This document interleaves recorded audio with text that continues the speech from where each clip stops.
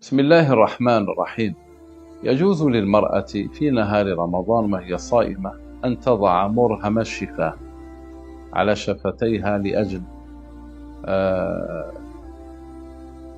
النسيم صح التعبير ونحو ذلك، لا حرج في ذلك، شريطة أن تتجنب بلعه ابتلاعه. إن وصل شيء من هذا المرهم إلى لسانها فيجب عليها أن تمجه، أن تطرحه، لكن إن وصل هذا المرهم إلى حلقها فهنا يفسد الصوم ويجب عليها أن تعيد.